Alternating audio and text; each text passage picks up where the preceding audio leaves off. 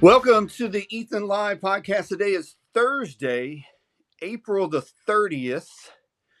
I had to check that right before we came on to make sure that was There right. you go. Yeah. It's still April 30th for you, Roland, for just a little bit longer.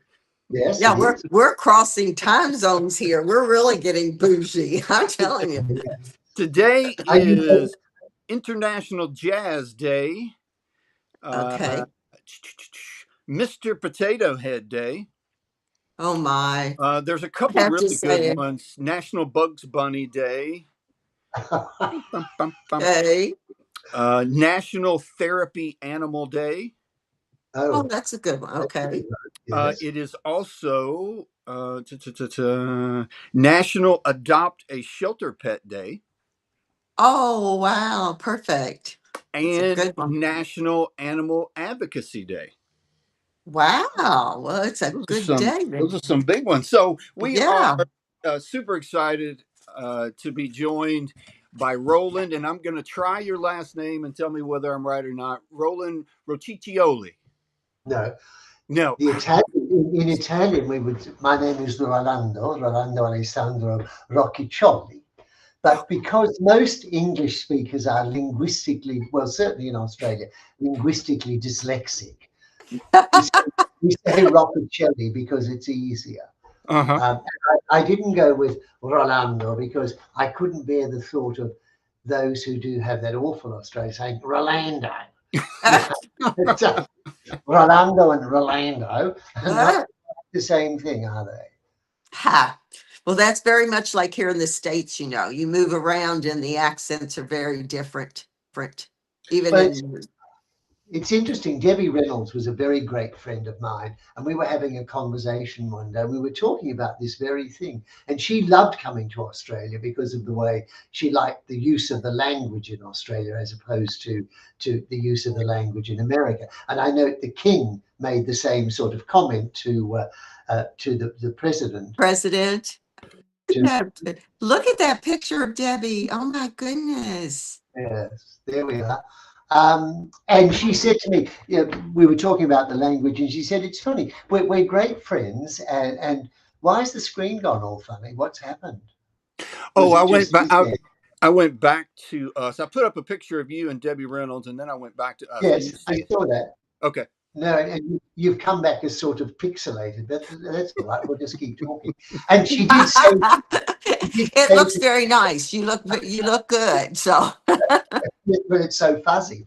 But she did say, apart from the industry in which we both work and that we share the same, love of passion for film and theatre particularly, she said, and the other thing is that we have in common is that we vaguely speak the same language. uh-huh. She was right. Uh-huh. Yes.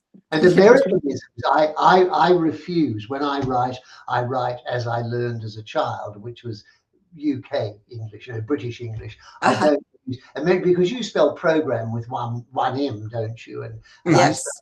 I spell it with a double ME. Oh, Which, okay. yes. Okay. Okay. Yeah.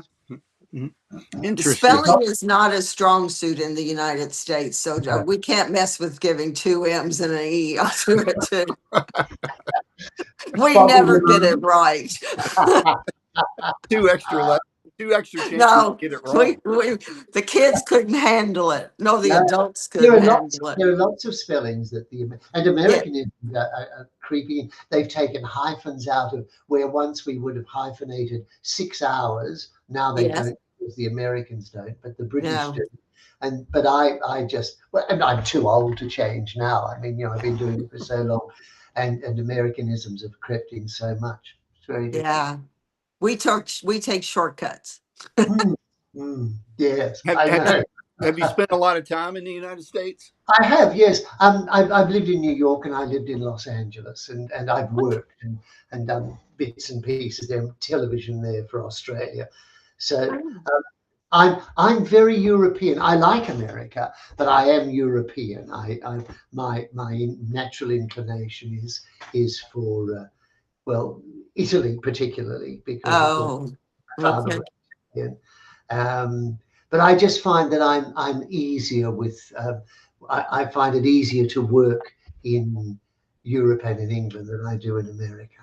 Mm. Not that I mean, I like the country, don't get me wrong, and I like the people, but I just find that my inclination, Psyche. You're yes, my just psyche is for Europe. yeah. So you were, I saw where you were raised in, and I'm not even sure I'm going to try to pronounce that word right after I got your last name completely wrong. But Yeah, don't try, Jeff.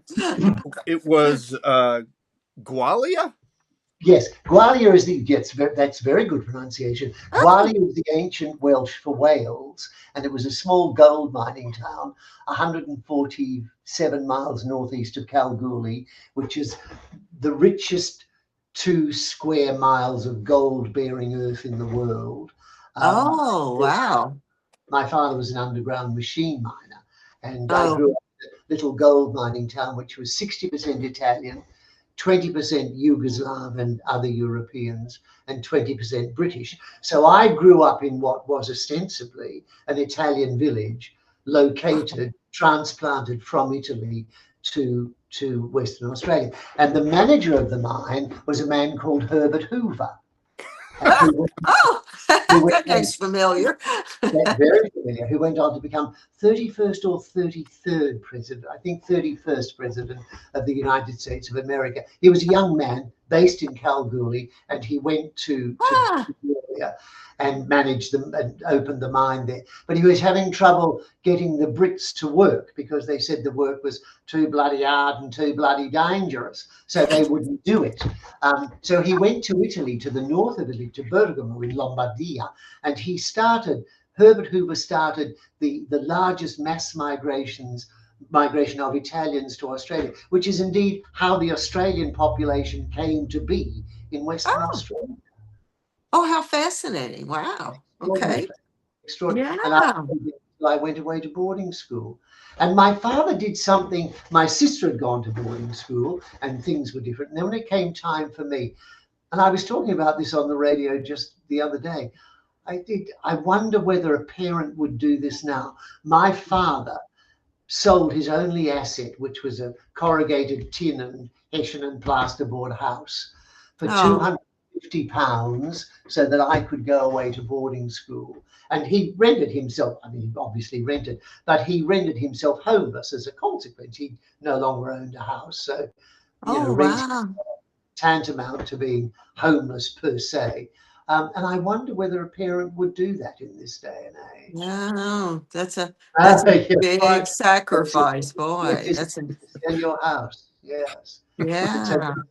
Now, how many years were you in boarding school? Was it, I mean, five. okay. You go at the age of 12, turning 13, and then you have 5 years after that. And from that, you get there to university. I only ever wanted to do two things in my life.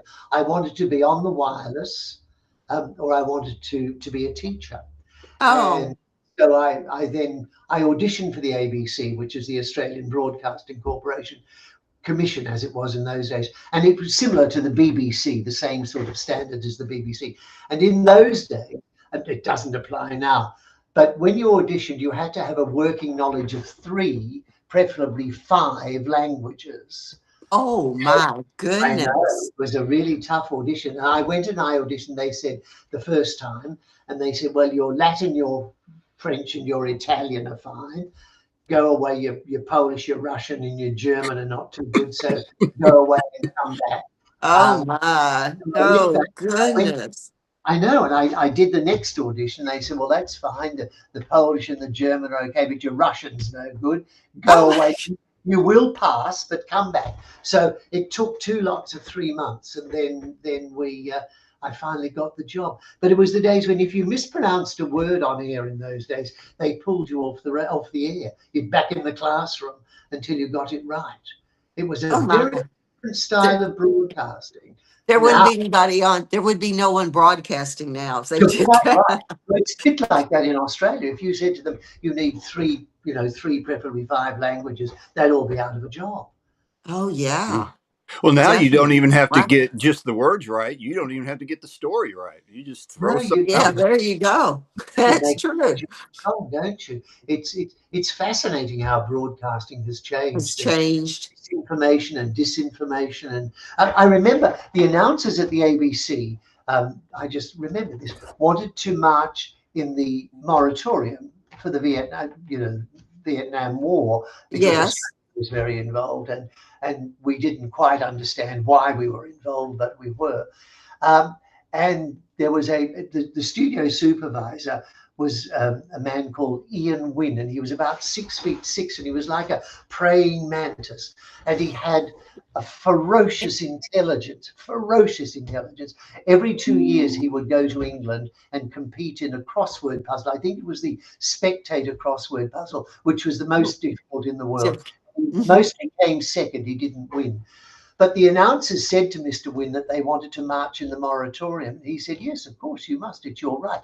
But when you come back, you'll have to resign, because no announcer working for the ABC has an opinion on anything. Oh, Right. interesting. Yeah, there's a big shift in broadcasting there, isn't there? You Yeah. were not allowed. You had to just ask the questions. And Yes. just ask. You could ask difficult questions, obviously, and Yeah. you could the opposing point of view, but it was never your opinion. They were just questions. Now people nail their colours to the mast all the time, don't they? Yeah. I know Jeff and I were talking not too long ago, Roland, about, of course, the old days with Walter Cronkite. And, where the news was the news, and you didn't know what their side of the political spectrum was. It didn't, you just knew it was the real news. And now you choose the news according to your beliefs. You're quite right. Was it Mr. Cronkite or Mr. Morrow who covered the Blitz in London? I think that was, and he did that famous broadcast from the top of from looking across to St. Paul's Cathedral, and I think that was Mr. Cronkite. Okay. Two extraordinary broadcasters, both of those. Yeah. Mm-hmm. They don't make them like that anymore. No. Not even close. Yeah. No. So that was a big shift for you, was it, when you went away to boarding school for 5 years? Did you go straight from there to university? Yes, and then into work, and I was at the ABC, and I was in Perth, which is the capital in Western Australia, because obviously I'm from Western Australia, and there was a theatre company there, the National Theatre at the Playhouse, and an English director, Edgar Metcalf, and the producer to whom I was seconded at the ABC, she was an actress and producer, and she said to me, you should go and audition at the ABC. They're doing a play, The Marar Sard, which was a very famous play but set in a lunatic asylum. And so I went and auditioned, and I got a part, and that's when I moved from radio. I then moved into the theatre. I stayed there, and then I moved to Sydney, and I worked on productions. I was involved in the original production of Hair, Jesus Christ Superstar. Oh wow. Those are good ones. Yeah. Well, they were groundbreaking. I mean, yes, now, at that time, yes, they were. Yeah. Beads, Flowers, Freedom and Happiness, and Drugs, Sex and Rock and Roll. Yes. I did stick to Earl Grey tea. I found that I prefer. I wasn't much interested in the drugs and the rock and roll. The sex was, that was different. But, and so I did those, and then I went into another company in Australia, and then I went away to work in England and America, backwards and forwards. And so it's 60 years I've been in the theatre. It's a long time. Wow. Yes. Did you start writing about the same time that you? No, I had neither the wit nor the wisdom to do that then. But 150 days later, and when doing everything from Aeschylus to Alan Bennett, you suddenly realise you start to find your way around scripts, and you think, and you start to work out which ones are good and which ones were not so good. So good. And I had a couple of ideas about things, and so I wrote a play about my mother called Now You Can Eat Father Christmas. Yeah, that was a one-man play, wasn't it? Yes, and I played 30 characters, and I wrote it. Well, when I was a child, I saw a little Sugar Father Christmas in the chemist shop window, and I never asked for anything, and she saw me looking at it, and she said, "Would you like that?" And I said, "Yes, please." And so she bought it. I think it cost 1 6 pence, about 15 cents. And so every year it sat on top of her Christmas cake. And every year I asked the same question. Now, Mum, can I eat Father Christmas? Because he was made of sugar. No, you put it back in the kitchen. And so for years, this pantomime went on every year. No, Yes, you yeah. can't eat Father Christmas. And then years and years, I was living in Victoria and she was in Western Australia. And this little package arrived. And I opened it, and there was Father Christmas. And she'd written a Oh, note, and she said, "Now you can eat Father Christmas." oh, Or something would what a great. be like eating Ethan, wouldn't it? I mean, like eating the family pet, So I kept, and I wrote a play. She had most extraordinary life, and because she grew up in a Salvation Army orphanage, she was Oh, taken when she was 5, and a terrible existence. I mean, those institutions, they did and the said most that, yeah. all over Mm, America, Canada, Australia, South Africa. They were all as bad as each other, mm. and so I then wrote the play based around all her experiences. And she was married 3 times. My father was fine, but the other 2 were a bit, how's your father? She didn't choose very well. My aunt used to say to me and my mother, your mother's man mad. She's man mad. Oh, I think goodness. my mother was. And the wonderful thing was that she told me the truth about everything in the way that parents, and some people were shocked because there were sort of details of abortions and all sorts of things in the play. And some people were shocked. Oh, But when I came to write it, I said to my mother, I asked her and she answered quite willingly. And I said, now, are you happy with this going on stage? She said, well, she said, well, I'm not sure. I said, well, it's not really about you. It's about all these other women. And we were talking about all sorts of areas of things. And I said, did this only happen to you? And she said, oh, no, it happened to oh this. no. And I Yeah. said, so you understand? And she said, no, I see exactly what you're saying. Yeah, it's me. I don't really care what they think, do I? I said, I wouldn't have thought so. And so that's how we came to write the play. Oh. Eh, It was an extraordinary experience to be up there playing your mother. yeah. Yeah. Yeah. But I didn't have Yeah. boobs in a wig or any of that. I wasn't Mrs. Doubtfire. And It you was just me. And just you. people did say, actress friends who came said, it's very funny because I wondered, and then so I actually forgot that you were a man. I was Yeah. so Uh-huh. tuned to what this extraordinary woman had to say because it was Oh. mostly That, her dialogue. And well, that's that how, was a nice tribute to how well you did it then. That they yes, lost I was themselves pleased. in the play. In Yeah. fact, I've just been asked to publishers, Hardy Grant Publishing, who are in England and Australia, they've just asked me to write her story. And she's slightly problematic at the moment because I don't want to write a biography where I actually interfere with what she's had to say. So Oh. based on the play, I'm trying to write the whole book just as her telling the stories of her Story. life. But Uh-huh. the problem is that her use of the language and my use of the language are very different. So what I have to be careful not to do, is that I don't end up sounding like my mother, me being my mother in Right. drag. You know, Uh-huh. that's a problem. So I'm just working on that at the moment. And we have Oh. a play which is, hopefully we can't cast it. It's Hugh Bonneville from Downton Abbey was a huge success in England, in Yeah. Well, America. yes. And Hugh Bonneville did Yes. a season of it in London and in Brighton, and it worked. And then we've reworked it. Now we're trying to cast it for Australia first. It's a play called Letters from the Heart, which is based Oh. on an experience that I had. So we're plodding along and working away. It's Yeah. much more difficult in the theatre now. It's not quite so simple to get things off the ground as it once Yeah. was. Yeah. Well, yeah. But I hear that Ethan has made a film. Or is he in the film, or is it just about him? They're actually he's He's like resting. Oh, It's early there morning he's he is. here. always resting. So Well, so and they my Bailey, can you see there's yes, my I can. Bailey. I was going to ask you about him. Ruby's in bed. She's the electric blanket's on, so she's on the bed. Oh. She's not moving. But Bailey follows me everywhere. He was Oh, arrested, well, not quite a rescue. He was suddenly homeless, and the police had heard me on the radio saying that I wanted an old dog because I'm scared oh, to have a puppy. If I suddenly yes, go and sit on a cloud and play a harp, what happens yes. to him? To So the the dog, dog, yes. so I Bailey, get you. I have those same thoughts. oh, Yes. it's still Bailey's 15, so and he's a cocker Okay. spaniel, so he's at the end. He's at the end. I'm not letting you hear too much Yeah, of yeah. that. But he's at Yeah. the end. And Ruby is a little white one. She's about 12.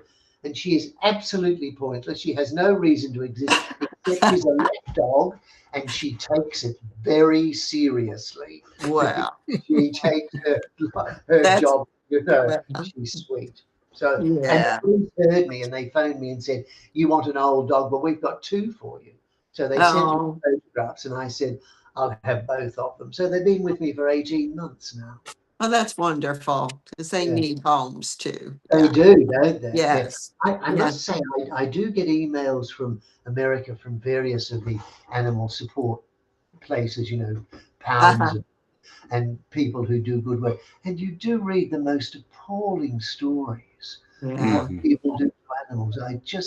I can't work it out. It's been somebody here in Australia, some goon caught a koala, you know, a little koala, Yeah. and Uh-huh. they're so stoned they eat eucalypt leaves. Yes. They're Yes. with the pixies all day. You know, they're very like that. And he put a rope round its neck and dragged it along behind the car. Oh. I mean, they are the most defenseless animal I'm all mammal uh-huh. ever. And so he's about to come to court, and everybody's rather hoping that the punishment will fit the crime. There's been much outcry in Australia about animal cruelty and the court Oh, interesting. and the Huh. administering of justice, that it's not meeting public expectation, and there's an awful lot going on. And there's been legislation passed about sentient animals and, you know, where they fit into the scheme of things and how important they are.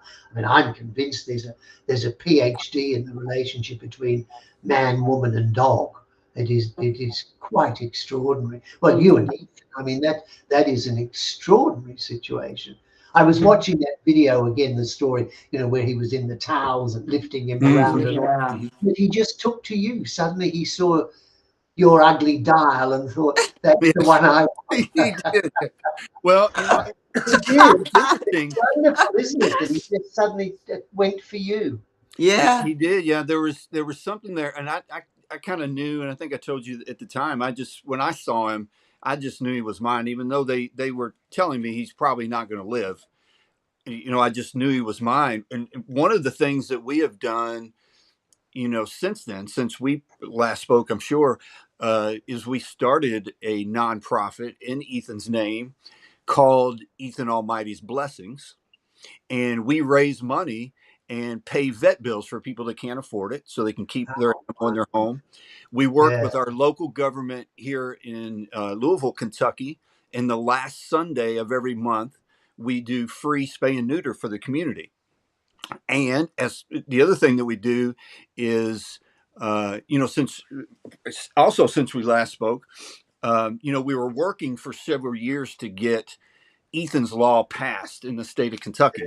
And in 2024, Ethan's Law passed, making Yeah. the intentional torture of a cat or a dog a first offense felony. So the other thing that we do, and Debbie does a marvelous job of this, is we track and follow um, animal abuse cases around the state of Kentucky to make sure that people are prosecuted properly, and that things don't get swept under the rug. And so Ethan has probably been in 60 courtrooms around the state of Kentucky now, Mm-hmm. because every week we're driving here, there, and everywhere to make sure that those people are prosecuted right. And one of those important facts is, as you probably know, is those people that hurt animals are going to hurt people if they're not Oh, already hurting people. it is Um, absolutely, it's not a quantum leap from one to the other. No, It is, no, no. it's just there Hurts. bubbling away. In the days when we had telephone books and we didn't, could look up somebody's phone number in the book, and I've been known to hear a case, go to the phone book, read the story, find out which suburb they lived in Victoria, find the phone, telephone them, and say really nice things to them. Oh, well, good for you. Oh, you know, as I Now we say, have to go through the court system, I, Roland. well, no, this is after they've been through the court system. I just give them my Oh, service, yeah, yeah. tell them what I think. You know, as I always say, beneath his Ebarden exterior, there beats a Betty Davis heart. You know, and people who do those sort of things really do deserve the Yeah. full weight of public opprobrium. It's just extraordinary. What it Now, boggles. Roland, how I know Jeff, I mean, I know he knows, but I don't think I know, and people would be interested. How did you hear about Ethan? How did you first? Oh, Jeff, how did I hear what happened? I saw the story somewhere. I saw Okay. the story somewhere. Um, because of what I do, you know, I'm always looking, Yes. reading, and writing. Yes. So you think just happened I across it. saw some. I was looking at pet stories or something, looking for something on YouTube, and suddenly Uh-huh. Jeff and Ethan, and I stopped and listened, and it said where he was, and so Yes. it said Kentucky, and then I went online and I found it, and then I sent an email somewhere, and they said this is how you can contact him, and then that's how we met. I just wanted Okay. to say hello because I was just so mightily impressed about this dog, and I also wanted to know that he was all right. Oh, Not that yeah. not much I could do if he wasn't, but I just wanted to know how it turned out, and that the story did have a happy ending. And It's Yeah. yeah, and the oh, story. I yeah. mean, the story continues. I don't. In let's see. We also have. Let me pull some of this up here. We also have. Hopefully, you can see that Ethan has his own bourbon. Oh, that's wonderful. Is it alcoholic? Is it real Yeah. bourbon? Yes, yeah. Oh, It's bourbon. He's gonna have here in a couple months. We're gonna have his own wine. oh, what is it? What is it? It's a It's red. it's kind of a red.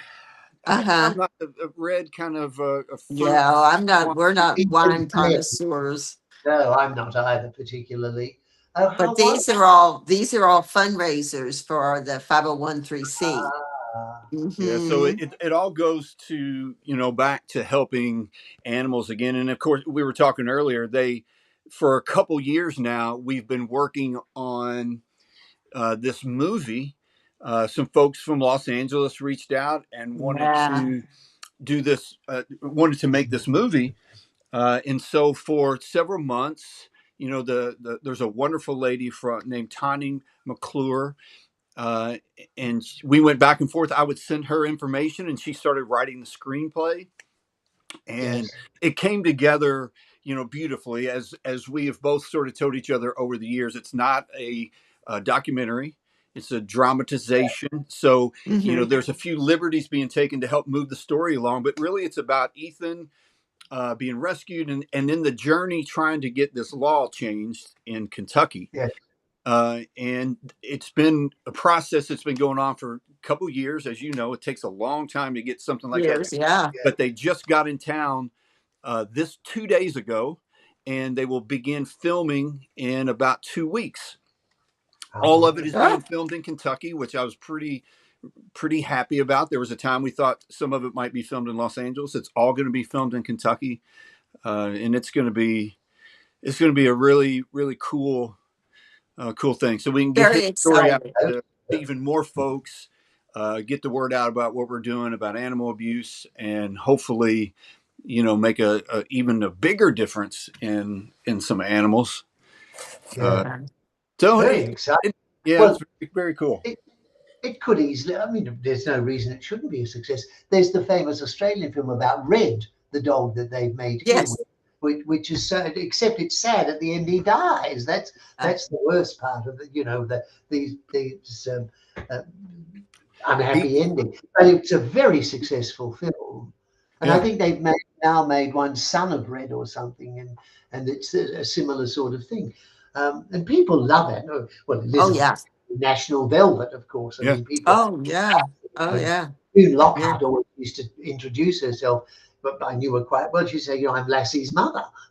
Oh yeah. There you go. She Were was. you and you had asked if Ethan's going to be in the movie, and Jeff can Yes. tell you about that. Ethan's not the actor in the Yeah, so movie. they've got a dog actor because they're trained for that thing, and they've got there has to be certain people that when animals are being filmed to make sure it's all taken care of. There's a couple years ago, Ethan and I were the grand marshals in a Christmas parade in a town in Kentucky called Bardstown, and the whole film crew came in to film the whole parade.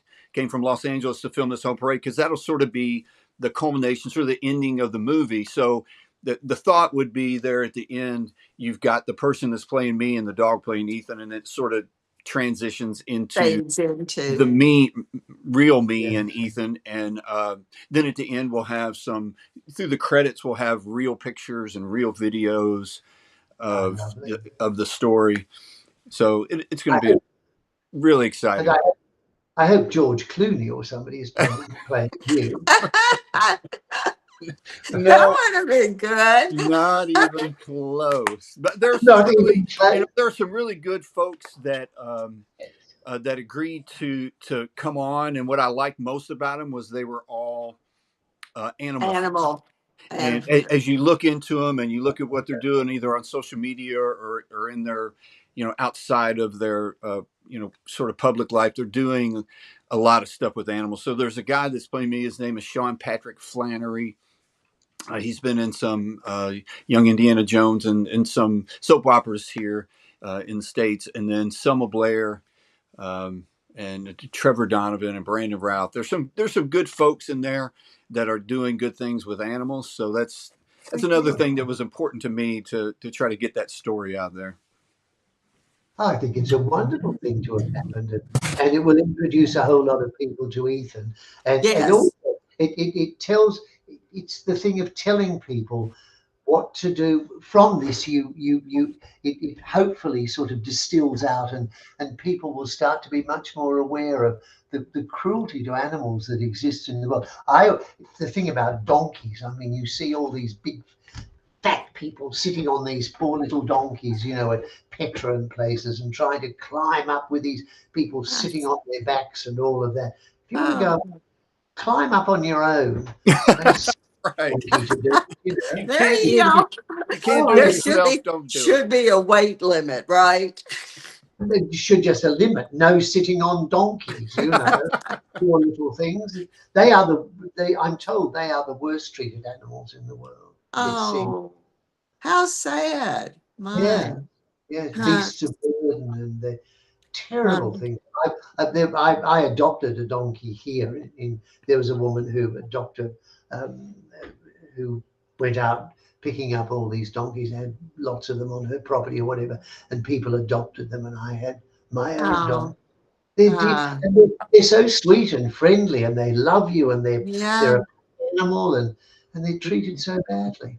Terrible. Well, here in Kentucky, of course, we're known for the horse racing and all the thoroughbreds, but there's also a problem in Kentucky with what happens to those horses. It's like racing dogs, greyhounds. Greyhound racing is huge in Australia. Do you have greyhound racing in America?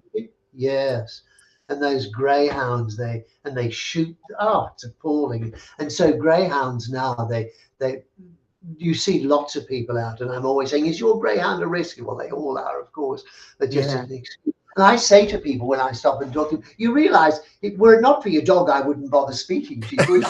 There you go. Perfect. I think, do they still race greyhounds in Florida, Jeff? Do you know? I know they used to. There used to be a greyhound track. I feel like maybe a couple of years ago they put a stop. Did they close them down? Yeah, I'm not positive. Yeah. I feel the same way. I think people stop to talk to me because of the dog, which is perfectly fine. Yes, it is. But it is. I'm joking about that, but it is curious how people with whom you might not necessarily exchange a word. Oh, definitely. Oh, hello, what's your dog's name? I don't care what your name is. What's the dog's name? Or, know. And I said to somebody the other day, I said to this man who had a Staffordshire, those wonderful, bit like Ethan, those marvelous big heads. I said, hello, and he said, Gary. I said, oh, Gary. Very interesting. Gary, well, that's nice. Hello, Gary, I said. And so I went off to oncology to have my bit of treatment. And I said to the oncologicalist, I just met a man in the street and his dog's name was Gary. I said, she said, well, that's all right. I've got a cat called Ron. Well, Ron. Why would you call maybe Ethan's movie should have been a dog named Ethan. Yes, it should a dog. Well, Ethan's quite a nice dog's name. It is. I think it was the perfect choice. It fits Ethan. Well, I had a cat that moved in. The owners dumped her, and she was a black and white cat. And I'm not especially a cat person. I like dogs. But anyway, so this cat moved in, and I took it to the vet, and she was 8, and she only just a month ago I had to have her put to sleep. And she was 14. But the vet said to me, so what are you going to call her? I said, she's a cat, Moggy. That's what you call Moggy. So I had Moggy for 6 years or 6 or 7 years. And then, but it was really quite awful. I saw her rolling around on the back lawn in the sun. And I thought, isn't that sweet? She's playing, rolling around and playing in the sun. And then I was sitting here at my desk and I could see her across in front of the fire at night, and she was rolling around on the floor again and throwing this mat around. And I thought, And then I went over and it was a seizure. So she'd been having seizures, and she was just rolling around on the floor playing. Poor baby. She had 5 seizures that night, and then the next day I phoned the vet and said, I think we have. He said, yes, you're right. We'll come and do it for you. And so Moggy went off. So they've all come back. I've had all the dogs in the cat cremated. I still have my mother's ashes. And I open my mother's ash and I tip all the dogs and cats in with her.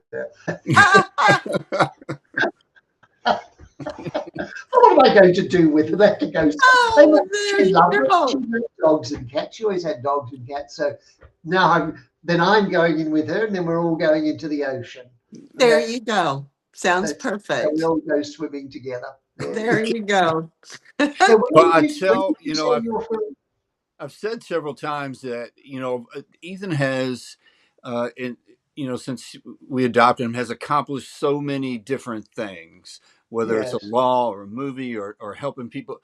Now he's helping other animals out. But but he's got a ton of folks that follow him that I call his extended family, his Ethan Almighty family. And what I like most about it, I think that is really Ethan's legacy, right? He brought all these people together that under no other circumstances would they have any chance to come together to speak to one another, to know one another. And it's from people from all different backgrounds, whether it's different religions backgrounds, socioeconomic backgrounds, racial backgrounds. He brings all these people together in support of him. And I just think that that's probably one of the thing that I find is the coolest about his story. Oh, it is. It definitely is. It certainly is for me and so many others. I mean, some of my dearest, closest friends now are people that I met because of Ethan. So, yeah. As I said, there's a PhD in our relationship with dogs. And you see how they work with people who have neurological problems or any of those things. You give them a dog and suddenly it all settles down. Yeah. And dogs actually change the vibration. Well, all animals do. They change the vibration of your house. I live alone. So Moggy she bossed the 2 dogs. They were very shy of her. You only kind of walked around her a bit. But they do change the vibration of the house, and you go out and you come back, and the welcome when you return is so extraordinary. Right. Humans don't do that. Nobody else. I can't think of anybody who's ever so excited to see me as my dog. Don't get that kind of welcome from anybody else, huh? The dog runs around you, going mad, and the partner says, "Oh, you're back, are you?" Right. Yeah.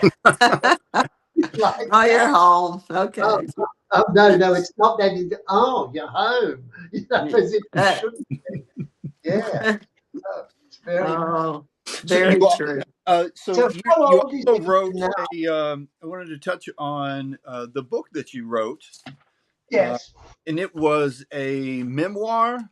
Could be Is there a or difference between like an autobiography and a memoir?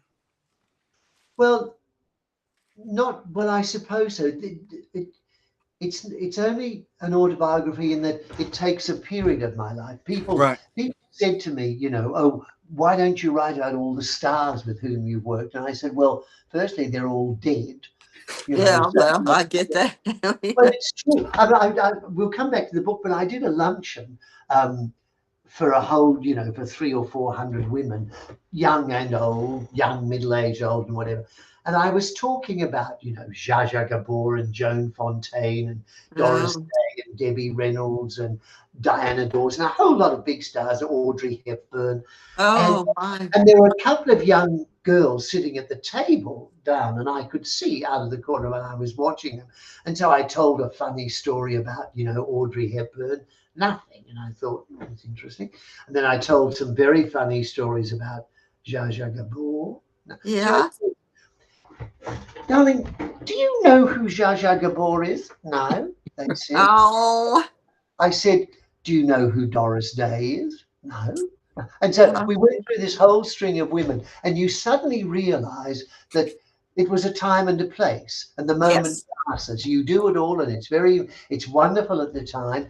But fame is a parasite that lives in any carcass, and suddenly the moment has passed, and these people don't exist anymore. I mean,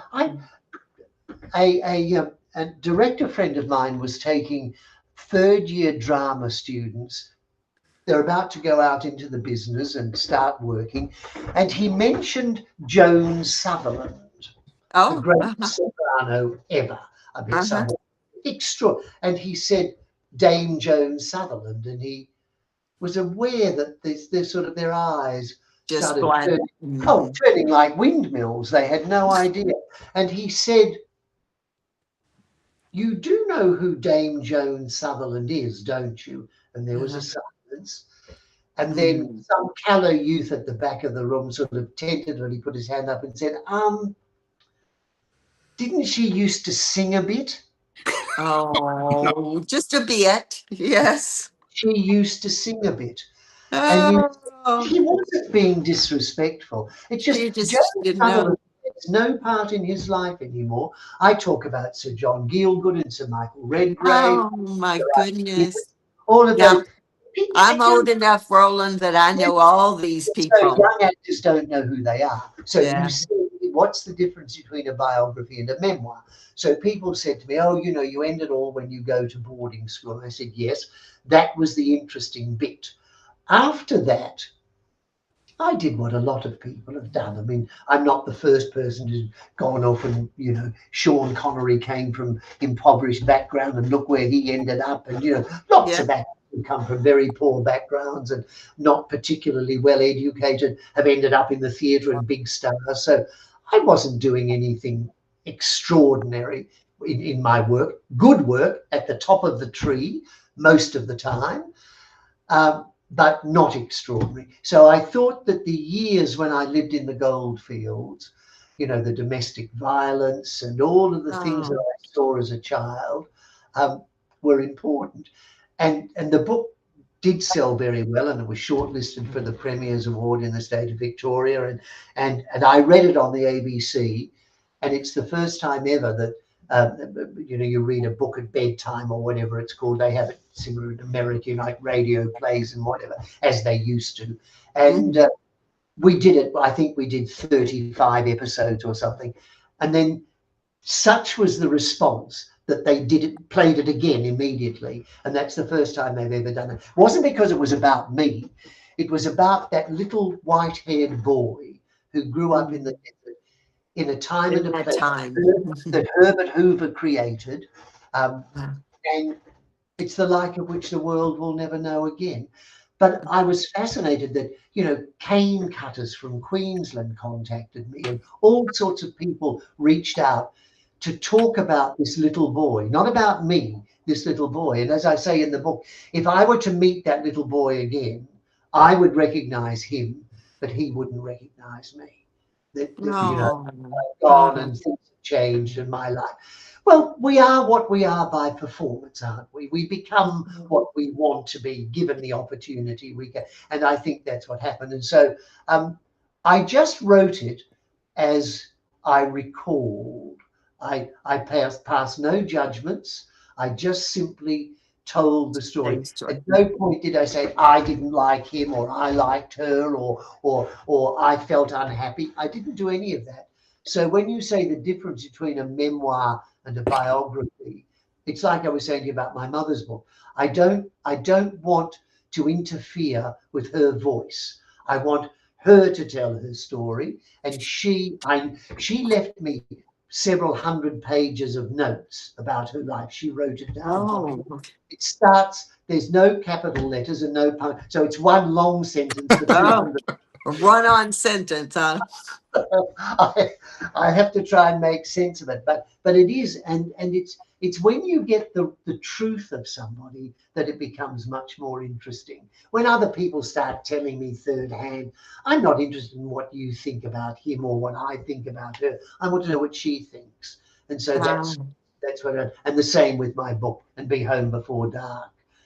It sold in America. Curiously, I was surprised. I mean, it didn't go berserk, but it did actually sell reasonably well in America, and I thought they would relate to it. But I guess it's that journey. I think it was we all walk the same road, but on different paths. But they all come back together eventually. Yeah. Yeah, I think it's a story that a lot of people can relate to, like you say, on their own path.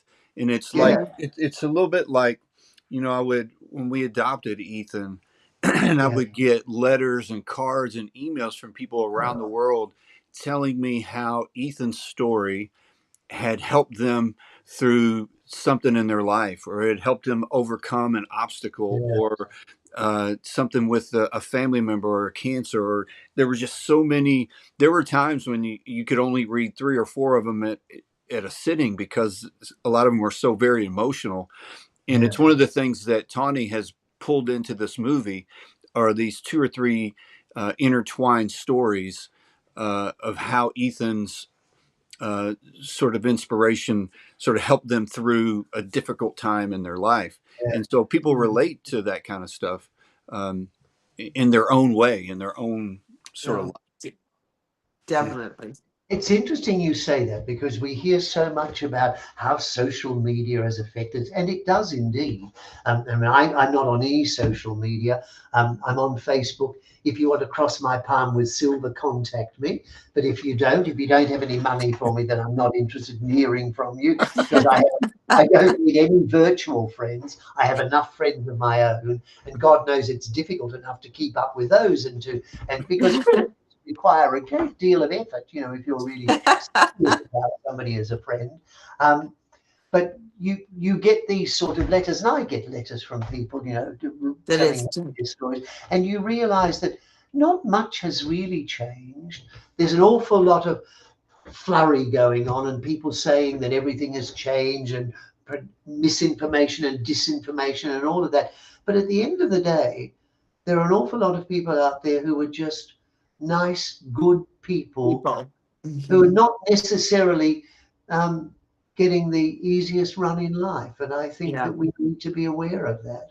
Yeah, Mhm. it's a good Yeah. reminder that we all Yeah. have the obstacles and the challenges that we're going to Yeah, have to face at some point. Yeah. yeah. And But I and think, it's kind of like when we started when I started like social media for him, it was really there were so many people around the community, around the state, and the country really that had supported Ethan's story, whether it was a financial yes, support or prayers or donations or volunteering at their own shelter.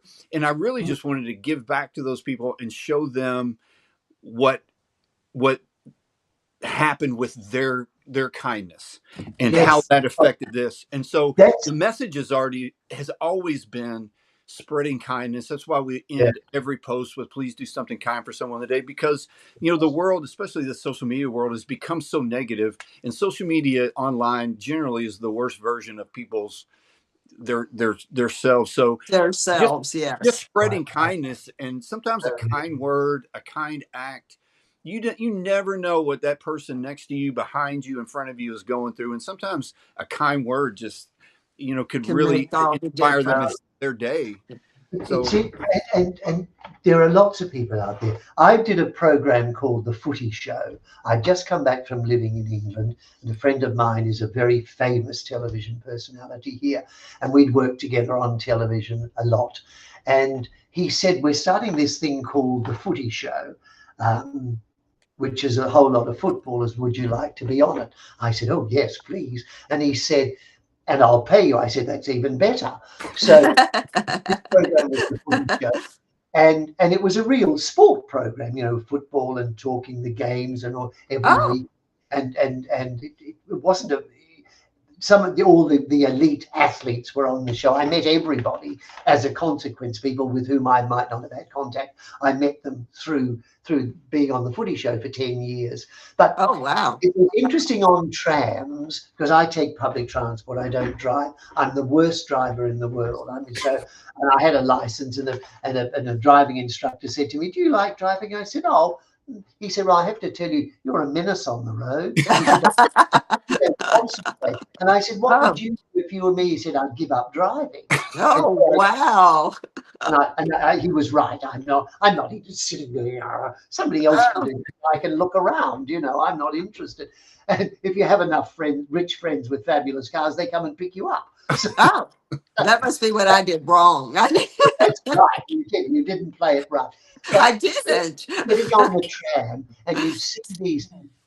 I say football desperados. I say it very kindly, and they'd wear their beanie, unshaven, missing teeth, roll your own cigarette, scarf round their neck, and a football guernsey, and they'd catch my eye, and I'd say hello, and they'd say hello, Roland, and then. And they said, "Well, don't shout at me. If you want to talk, come and sit next to me. Don't shout at me across the tram." And so they'd come and sit next to me. And curiously, the first thing that they always, invariably, that they said was, "I'm really sorry, Roland, but I'm not educated like you." And you think, Oh, "Oh," I said, "Well, let's talk about the Footy Show, shall we?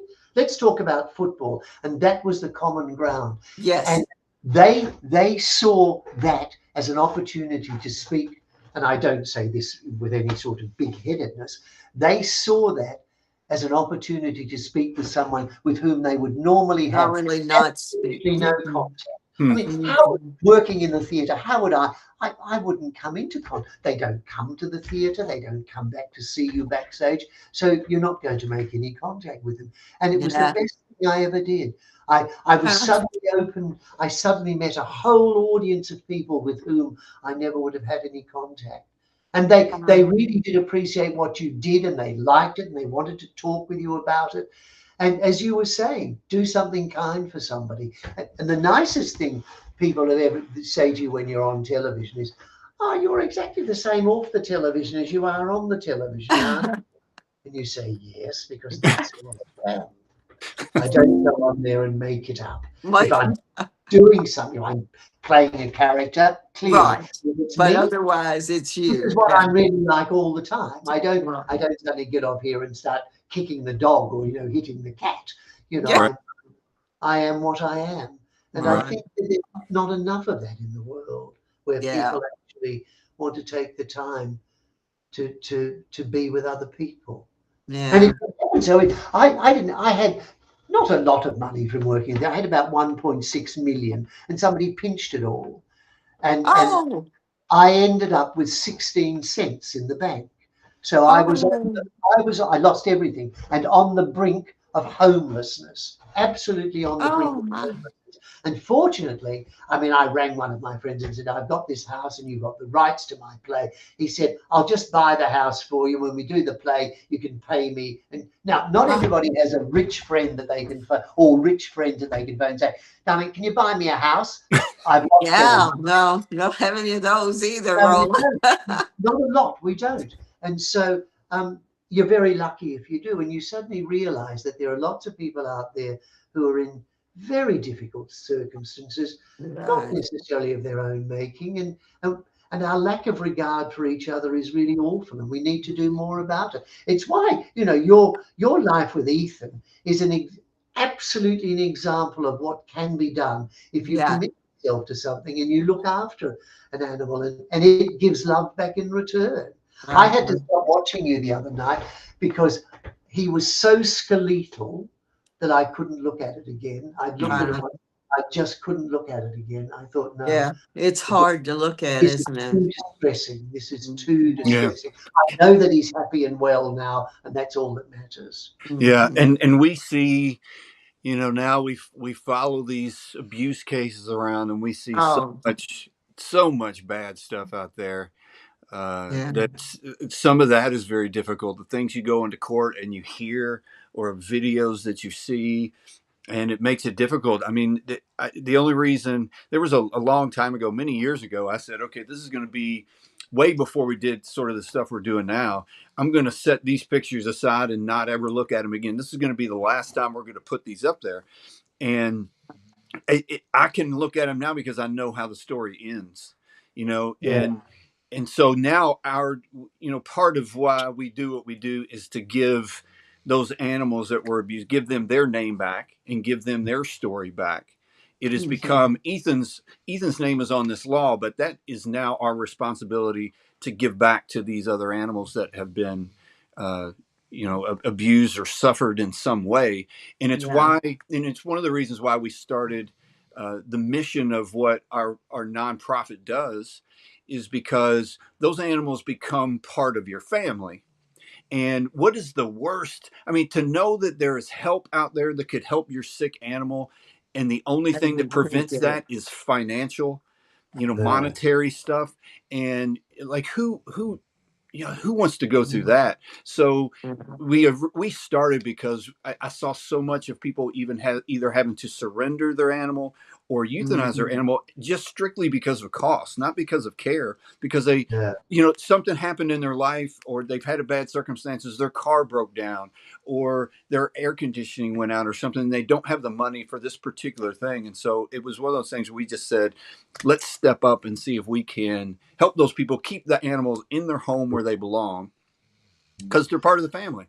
Yes. I read with horror that in Queensland, which is one of these states on the top east coast of Australia, that homelessness is proving to be a problem. Those homeless people with animals is proving to be a problem, and they're trying, because there's such a terrible housing shortage in Australia, thanks to incompetent governments. And so those who are homeless are now sometimes housed in motels, as American-style motels, and the motels won't allow them to take their pets in with them. And I saw there was a story of a young man said, well, I'm going to stay on the street. I'm not giving it. He has a shepherd, and he said, I'm not giving it up. And I think it's become something of a cause célèbre there, and I think the public is saying, now hold on a minute, we need to think seriously about this. These people have animals, they have little else in their lives if they're homeless, and now you're saying they can't keep their pets. I think we have to stop this. Yeah, we have to do better. Yes, we do. Yes. I can't imagine having to give up an animal. They are expensive. When these two arrived and I had their teeth cleaned, now, I think I've paid for the renovations for my dentist's seaside house and the children's school fees as well at private school. To get the dog's teeth cleaned, the two of them, $3,800 to get their teeth cleaned. Oh my. Yeah. I said, can we take them out and give them false ones? Implants. Yeah, goodness. No, just the ones you stick in with the polydent. There you go. Take them in and out. Huh? So you understand it, as you say, that's what you do. Help people pay vet bills because they are so expensive. They're very expensive, yes. Very. And vets are expensive in America? Yes, yeah. Yeah. And one of the good things now is we started very small, and people would reach out to us That's how we got in touch with folks. And now we've worked with so many vets and vet clinics that probably the higher percentage of folks that reach out are like a vet tech or a vet at a hospital will say, I've got this patient and they need this and they need some help. Is that something that you guys could help out with? And so we get a lot of referrals just from the vets and vet clinics. Yeah. Mm-hmm. Yeah. Mm. Isn't it So- funny? Unlike actors, I mean, how many actors do things for nothing? I mean, they're always raised fun, appearing somewhere, and you don't get. And because you do it because it's the audience, and you hope that they'll come back or whatever. Right. Vets are not necessarily all that keen to do it for nothing. In Australia, it's law that if a person brings in an animal that's seriously ill, the vet cannot turn it away. Oh, really? They have to treat it. Wow. They're not too enthusiastic about that because, of course, it costs money.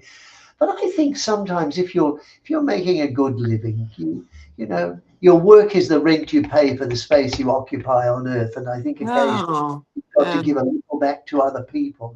And I'm very happy to do. People say, "Oh, would you come?" And yes, how much? I say, "No, it's fine. I'll come and do it. That's all. Just pick me up and bring me back." Yeah, just give me a ride. I just need And transportation. I don't want the food because at these events you always serve food that would kill a brown dog. Oh, yeah, yeah. And not, Yeah. the beef or the chicken, I don't want either. Thank you. I'll just go and do what I have to do. Very Oh, happy to do that. But the vet thing, I mean, it is very important that they need to make a contribution. Other people do in their own areas of expertise. Although, it's interesting. My accountant said to me when I was doing a show, "Can you got a couple of tickets? You could give me." I said, ah. "Why would I give?" I said, "You don't do my tax return for nothing." He said, "Oh no, that's different." I said, "Oh." No. I said, no. That's how I earn my money. Getting Yeah. up there, showing off in front of other people is what I do for a living. I don't do it for nothing. There you go. You Yeah. won't be able to pay him if he doesn't pay for your tickets. Oh, that's right. And they're very quick to send you their bills. And I don't know whether they Uh-huh. do. Yes. In Australia, they do a thing. Solicitors do a thing where they send you the bill and they say $5,000, and then they underneath that it says say 4,275. Oh, So it's 5,000, but they pretend that they're giving it they're to you. giving you a discount. They're not at all. Oh, okay. So they overpriced it so They they could come overpriced down. They raised the price so they could give you a discount. Yeah. Yeah. Yes. All an illusion, isn't it? Yes. Smoke Or and a mirrors. scam. Maybe it's a scam. You're quite right. Oh, Well, but before we let you go, because I know it's getting late there at 11. First of all, thank you so much for joining My us. But pleasure. yes. you're on the radio every week there. Is that right? Yes. I used to. These days, I yes, I really don't want to do it anymore. I'm sick of talking for a living. Um, I've got nothing left to say. But I do. I live in a large regional city, and local radio and local newspapers are very important because it's the voice of the people. If you take those away, they have nothing. They have no Yeah. way of fighting City Hall or telling politicians what they do. So I do that once a week, and I get on there and talk about things. And I write a column. Oh, that's Which okay. is about fairly hard. I try and make it sensible and try and make people think about things. So And yes, that I do is that. again with the pronunciation, is the Ballarat Times? Ballarat. Ballarat Times. That's where Ballarat. the article was the nice That's article you right. wrote about That's where, Ethan. yes, The that's with Ballarat Times. Nathan. Okay. Yeah, I linked that the other day. So when I told folks you were going to come on, so they could go back and reread it again. Read it. Yes, I reread it again. Yeah. And that was No.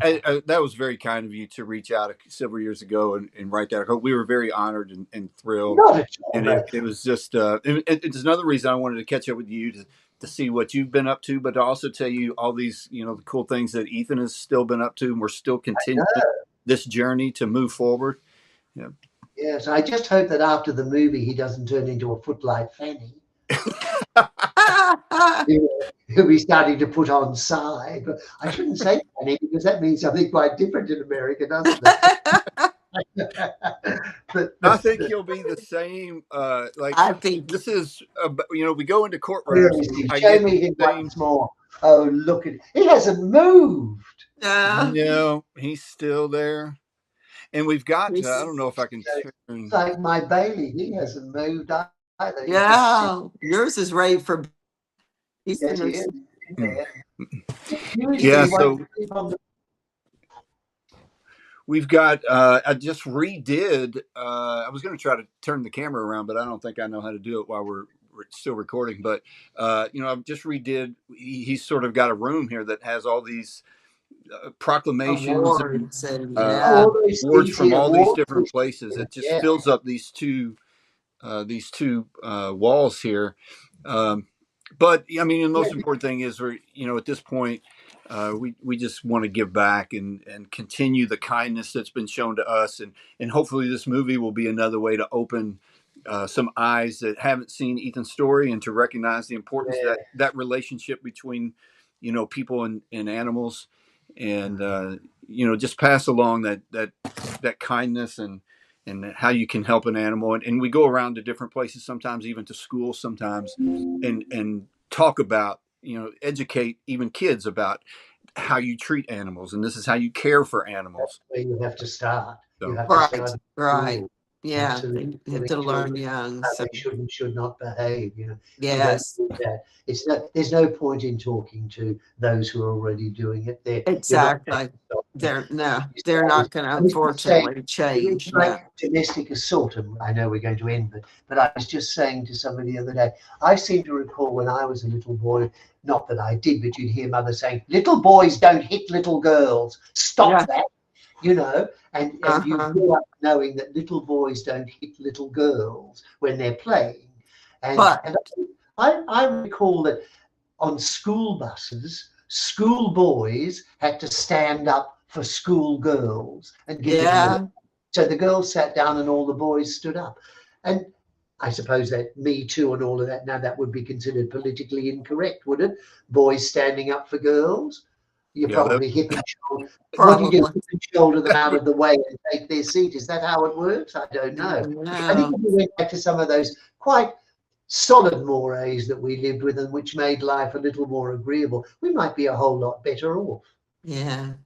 Anyway, I think that's very true. I think you get, there's a lot of folks that get, we could have a whole series of podcasts about, social media, but sometimes you get the sort of the worst versions of people on social media. People say things that they would never say to you in person, but they just feel like they have the power to say to you, through a computer. They sit in a darkened room like a troglodyte. And write whatever. The meat sometimes Yes, keyboard warriors, and they think that nobody will know, and they're anonymous, and they're not at all. Of course, no. And it should be done anyway. But we're not going to solve that problem tonight. No. But maybe in the future. Let's work on that. Maybe. Yes, maybe. Thank you so much, Roland, for staying up late and for coming on. My pleasure. My pleasure. So it's so interesting. I love hearing your story and all the amazing things you've done. We could go on, but we'll let you get to bed. It's 11 o'clock there, 9 o'clock now that I've got the time right. Right. But it was wonderful to talk to you. My pleasure. Thank you very much for inviting me, and take great care of it. Well, you already do, but take further great care of Ethan. We will. Thank you so much, Roland. Bye, Roland. Bye-bye. Bye. Have a great day. You too. Bye.